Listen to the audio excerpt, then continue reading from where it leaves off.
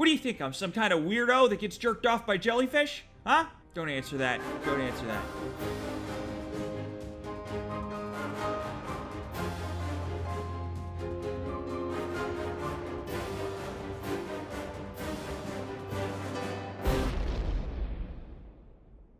At number 10, we've got Far Harbor, Jack and Rose. Now, I don't know about you guys, but I'm a big fan of Titanic. Just the way Billy Zane runs after Kate and DiCaprio during a boat crisis gets me all worked up like I forgot to take my meds again.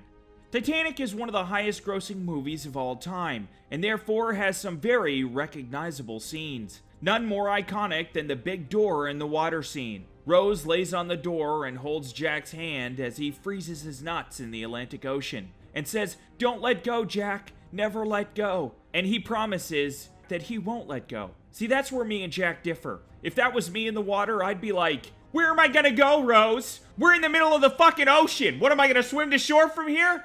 And how about you scoot over a little and share the big fucking door?" Jesus Christ. Well, you'll all be happy to hear that Rose and Jack actually make a cameo appearance in Fallout 4's Nuka World. Jack's actually the leader of a gang, and Rose has made a career of posing nude for strangers. I'm just kidding with ya. Rose and Jack can actually be found in the Far Harbor DLC, which takes place in Maine, which is fitting as the Titanic sunk off the coast of Maine, USA, and Nova Scotia, Canada. The scene itself is recreated with some skeletons, with Jack in the water and Rose on the floating door, hogging that shit like a real champ.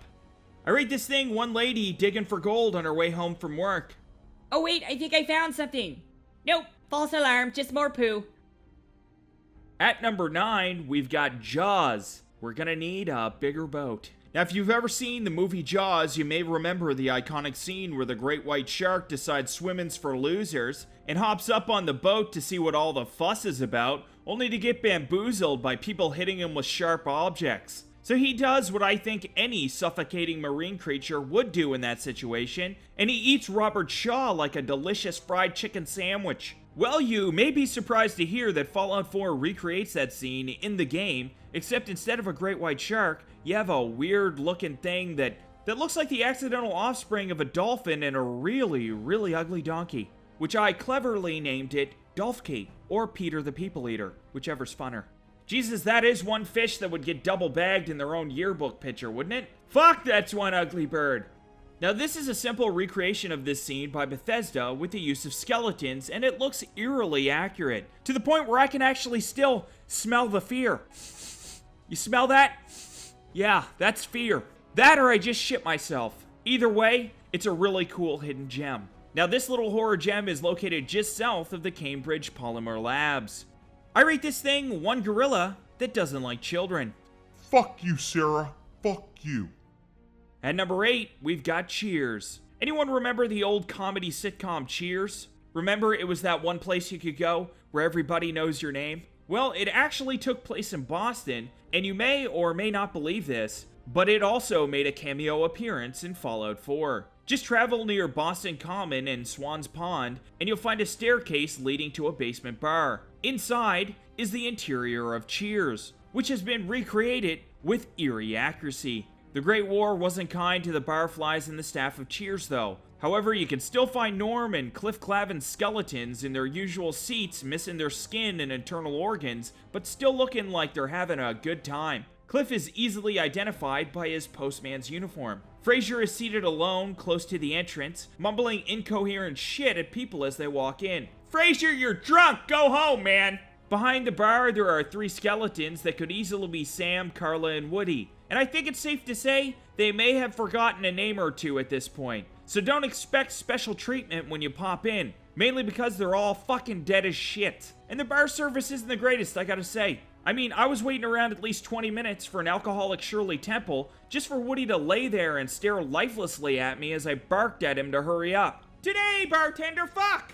Needless to say, I didn't give it a flattering Yelp review. I rate this thing one lady who just realized she wasn't as flexible as she thought.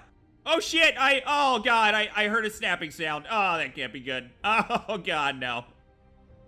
At number 7, we've got Good Will Hunting. Now, because Fallout 4 takes place in post-apocalyptic Boston, there are a lot of Easter eggs geared towards iconic pop culture. Now, if you travel to the old CIT ruins, you'll actually be able to find Matt Damon from Good Will Hunting hanging out by the chalkboard that proved his genius in the movie, right next to his trusty mop. Now, if you haven't seen Good Will Hunting, Matt Damon works as a janitor at MIT, and a genius mathematician professor puts an impossible equation up for his smartest and brightest students, none of which have the first clue what the fuck's going on. But then Matt just struts in one day and solves that shit like a boss. He even stalks the professor outside a diner, knocks on the glass and says, "Hey professor, do you like apples? Because I just solved your equation like a German physicist. So how do you like them apples?" To which the professor cried like a bitch. Now this version of Will Hunting was obviously hit pretty hard by radiation before he died, because that equation doesn't look like it means fuck all. Doesn't even have numbers in it. How can it be math without numbers, am I right, fellas? So if they were to make a movie in Fallout about this Will Hunting, it would likely be called Poor Dumb Will Hunting. Put that chalk down and just mop the floors, you dumb bastard. I mean, it's a little long to be the ideal Hollywood title, but it's still good, I think. Side note, Ben Affleck is nowhere to be found in this. My theory is he probably ran off somewhere to be a sad Batman, just before the bombs hit. I rate this thing one guy who has an immense fear of tennis balls. Oh god, it found me. Not again! At number 6, we've got Mayor MACCREADY from Fallout 3. Fallout 3 has a lot of memorable questlines and characters, some more memorable than others, but all of them share a special place in my medulla oblongata. However, some characters are a lot more memorable than others. Now, by a show of hands, how many of you can remember all the characters in Fallout 3? Go ahead, put them up. Yeah? Put your hand down, Terry. Everyone knows you're a fucking liar.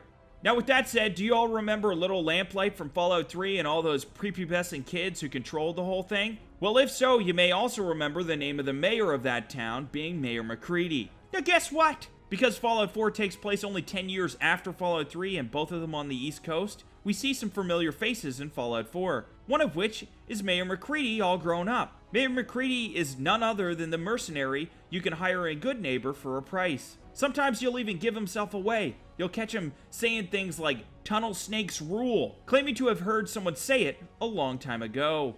I rate this thing one photo of the face you make when you're pretty sure a spider just dropped in your hair. Oh, that ain't good. At number 5, we've got more than just a pretty face. Now, companions are one of the staples of any Fallout game. As you explore the world, you'll come across new and interesting characters to engage with. Fallout is no different, with tons of interesting characters that you can convince to follow you in your travels. But did you know picking the right follower could make the game even easier depending on your character build? Now, companions are more than just arm candy in the game. You can actually use them to do things like carry your shit or dance naked for you when you're having a bad day. But they also have some practical uses as well. Your companions might be better at certain tasks depending on the perks and skills you are leveling up. They may be better than you at picking locks, hacking terminals, or a number of other things. A good example of this is Valentine, who is very likely to be better at hacking terminals than your character early in the game. The game even hints at this by making him hack terminals you can't in your very first encounter with this pre-war detective. You can command them to do all sorts of helpful shit. Some that are very helpful, and some that are not so helpful. I rate this thing one guy who thinks he's a bush.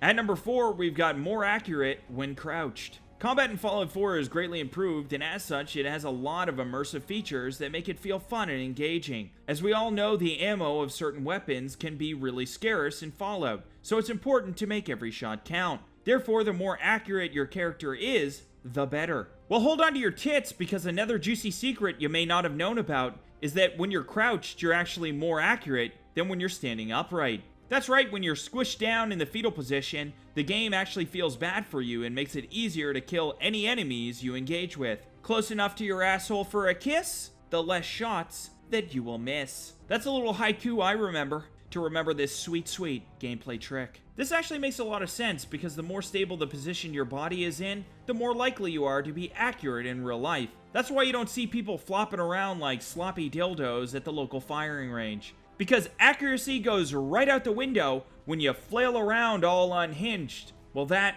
among other things. Now, this newfound accuracy also applies with VATS, so keep that in mind when you're trying to make those epic long snipes across the map. I rate this thing one dog who was raised by sheep. His whole life, he just thought he was a really fucking weird looking sheep. and he never really did fit in. Hi! I'm a sheep!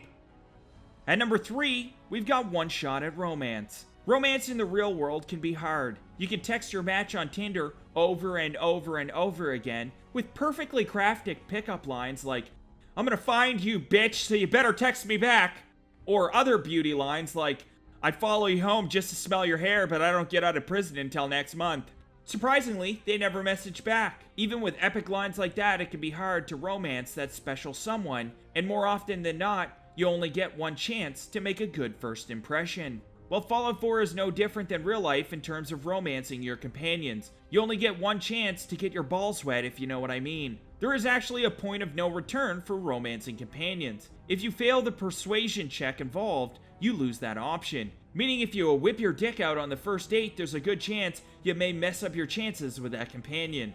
Meaning you're not going to get a second chance to be with that special someone you've got tattooed on your butt cheeks. It's all documented in my book, 3 Reasons Not to Pull Your Dick Out in Public. Hence, if the romance prompt appears in conversation, it would behoove you to quit the conversation and raise your charisma before returning.